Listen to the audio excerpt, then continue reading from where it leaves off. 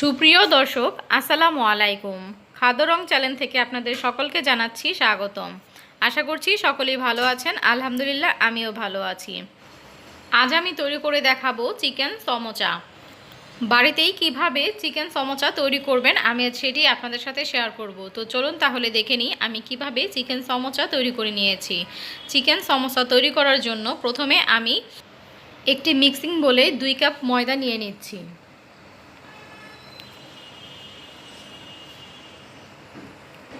দিয়ে দিব পরিমাণ মতো লবণ, দিয়ে দিব 2 টেবিল চামচ রেগুলার তেল।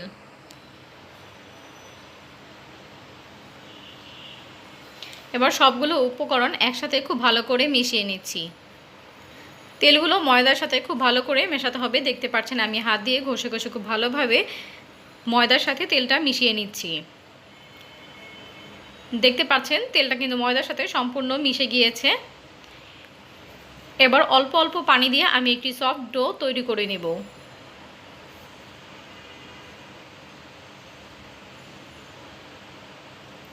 আমি একটি সফট ডো তৈরি করে নিয়েছি। খুব ভালো করে ময়ান করে নিতে হবে।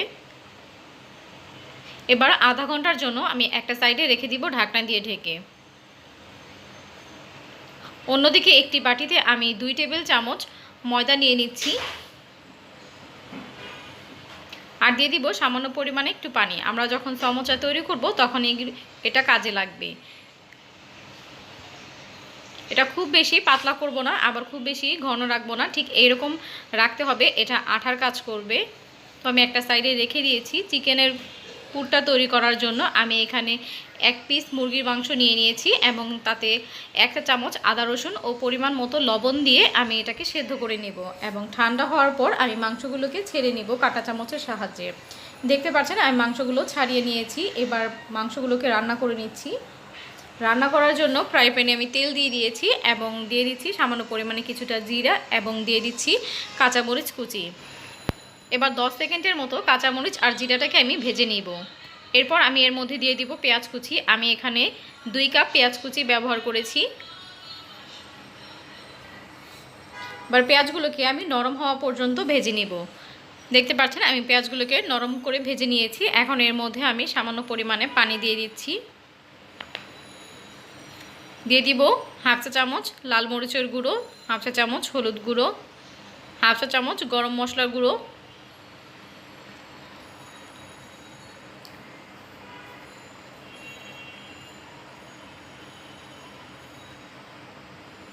এবার খুব ভালো করে মশলাটায় মিশিয়ে নিচ্ছি। এই পর্যায়ে আমি দিয়ে দিব 1 চা চামচ আদা রসুন বাটা,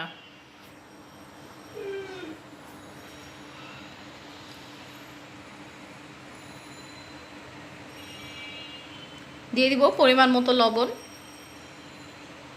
আবারও একসাথে সবগুলো খুব ভালো করে মিশিয়ে নিচ্ছি। পেঁয়াজটাকে খুব ভালো করে কষিয়ে নিতে হবে। এরপর আমরা যে চিকেনটা রেখেছিলাম সেই চিকেনটা এর মধ্যে দিয়ে দিব।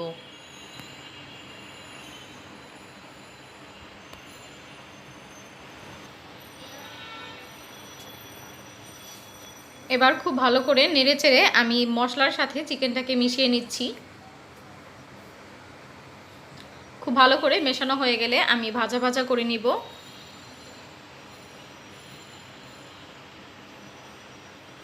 দিয়ে দিব ধনিয়া পাতা কুচি,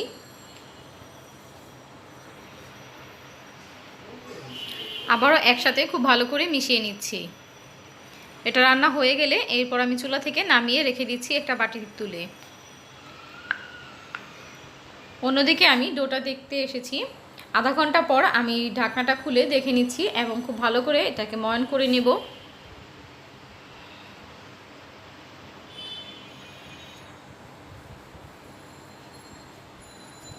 এবং আমি ছোট ছোট করে লেচি কেটে নিব।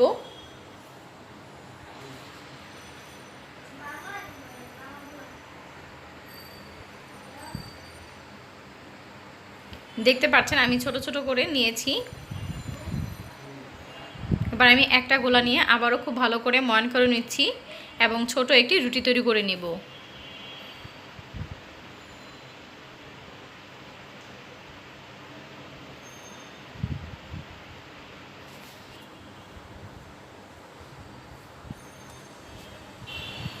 দেখতে পাচ্ছেন আমি একটি পাতলা ছোট রুটি তৈরি করে নিয়েছি। আমি এইরকম আরও 2টি রুটি তৈরি করে নিব।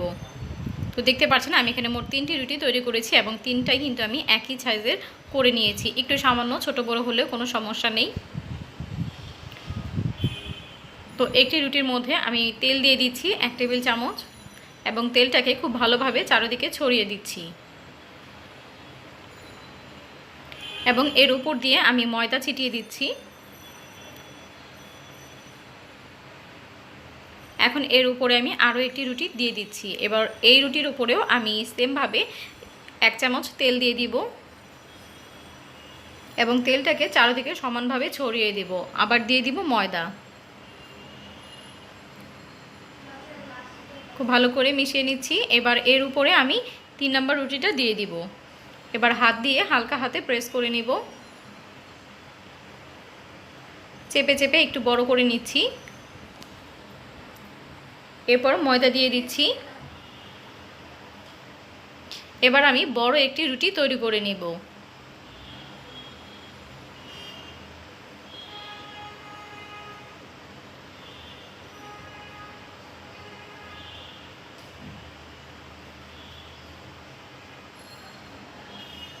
দেখতে পাচ্ছেন আমি বেশ বড় একটি রুটি তৈরি করে নিয়েছি এবং রুটিটাকে আমি পাতলা করে নিয়েছি।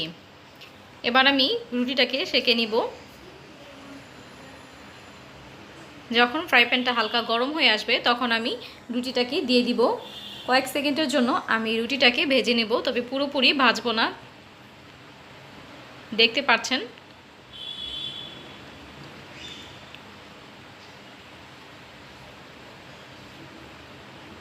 দশ 15 সেকেন্ড ভেজে নিলেই হবে।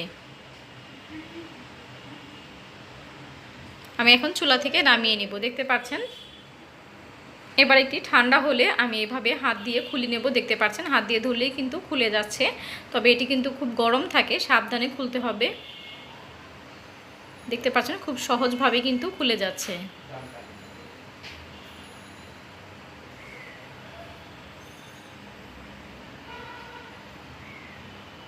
আমি একটি পার্ট খুলে নিয়েছি। দেখতে পাচ্ছেন এবার এই রুটিগুলো কিন্তু অনেক বেশি পাতলা হয়েছে।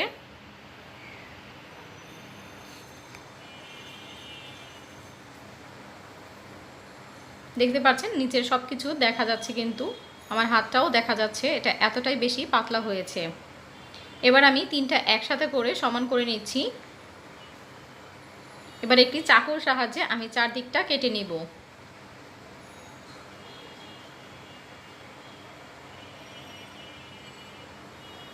আমরা চারদিকে যে অংশটা কেটে রেখেছি এটা কিন্তু ফেলে দিব না, এটি আমরা ডুবো তেলে ভেজে তারপরে সমোচার পুরের ভিতরে ব্যবহার করব। তো মাঝখান থেকে আমি কেটে দিচ্ছি।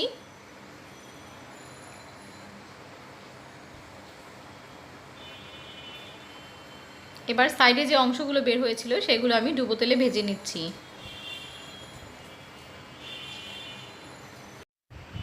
ব্রাউন করে ভেজে নিচ্ছি। ভাজা হয়ে গেলে তেল থেকে তুলে নিচ্ছি।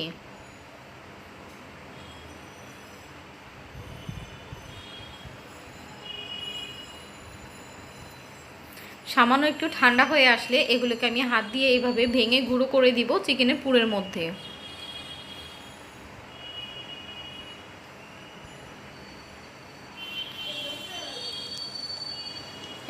সবগুলো একসাথে খুব ভালো করে মিশিয়ে নিচ্ছি। মেশানো হয়ে গেলে একটা সাইডে রেখে দিচ্ছি। এবার আমরা যে কেটে রেখেছিলাম সমোচার জন্য শীট সেগুলো নিয়ে নিয়েছি। একটা পিস আমি নিয়ে নিচ্ছি এবং দেখে নিচ্ছি প্রথমে ভাঁজটা কিভাবে করতে হবে। একটা কোণা থেকে এইভাবে ভেঙে দিতে হবে এবং অপর পাশ থেকে আপনারা দেখতে পাচ্ছেন আমি যে প্রথমে ময়দার মিশ্রণটি তৈরি করে রেখেছিলাম সেটি দিয়ে দিচ্ছি এবং উল্টা পাশ থেকে আরেকটা পাশ নিয়ে আমি এর উপরে জোড়া লাগিয়ে দিয়েছি। আপনারা কিন্তু দেখতে পেরেছেন আমি কিভাবে করে নিয়েছি। এবার মাঝখান দিয়ে যে পকেটের মতো বের হয়েছে এর মধ্যেই আমরা চিকেনের পুরটা ঢুকিয়ে দিব। তো দেখতে পাচ্ছেন আমি একটি চামচের সাহায্যে চেপে চেপে চিকেনের পুরটা ভরে দিয়েছি।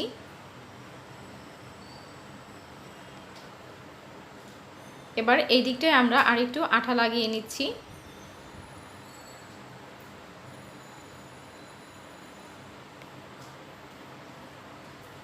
এবার এইভাবে একটা কোণা ধরে তারপরে এইভাবে লাগিয়ে দিলেই কিন্তু সমোসাটি তৈরি হয়ে যাবে। দেখতে পাচ্ছেন কত ইজিলিভাবে আমি সমোসাটি তৈরি করে দেখিয়েছি। আমি প্রতিটা সমোসা এইভাবে তৈরি করে নেব।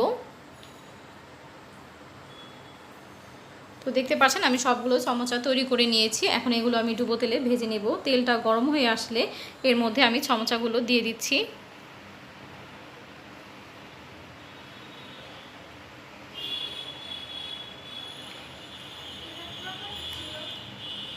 উল্টে পাল্টে ব্রাউন করে আমি পছন্দ মতো কালার হওয়া পর্যন্ত ভেজে নিব।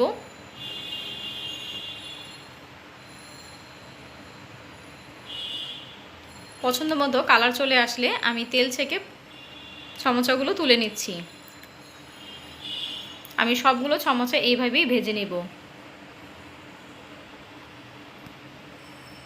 তো দেখতেই পারলেন আমি চিকেন সমোসা কত সহজভাবে তৈরি করে দেখিয়েছি। আপনারাও চাইলে বাসায় এভাবে ট্রাই করতে পারেন।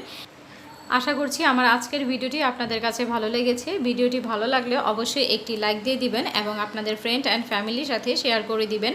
এবং আমার চ্যানেলে যদি কেউ নতুন হয়ে থাকেন তাহলে অবশ্যই চ্যানেলটিকে সাবস্ক্রাইব করে বেল আইকনে ক্লিক করে রাখবেন। আর যারা অলরেডি আমার চ্যানেলটিকে সাবস্ক্রাইব করে রেখেছেন তাদেরকে অসংখ্য ধন্যবাদ। আবারও হাজির হব। আল্লাহ হাফেজ।